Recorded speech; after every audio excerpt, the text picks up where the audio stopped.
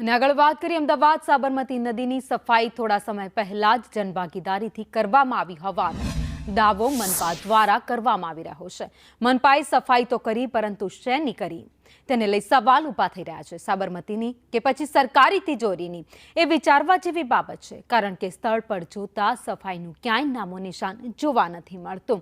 છતાં મનપાએ સફાઈના નામે 36 લાખનો ખર્ચ બતાવ્યો છે।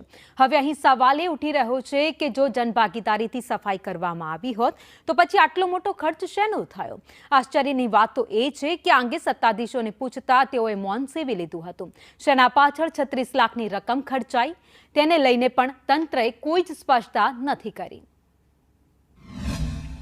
यानी कि जनता के साथ मिलकर एनजीओ का साथ लेकर साबरमती नदी की सफाई की जाएगी। अहमदाबाद म्यूनिसिपल कॉरपोरेशन के अधिकारी, भारतीय जनता पार्टी के नेता साबरमती नदी में उतरे, वहाँ पर झाड़ू लगाई, लेकिन सिर्फ और सिर्फ कांग्रेस पार्टी का ये कहना है कि वो सिर्फ एक फोटो सेशन बन के रह गया और जन भागीदारी में भी वो कार्य नहीं हुआ। उसके बाद उसका 35 लाख रुपए का सफाई के लिए बिल बनाया गया।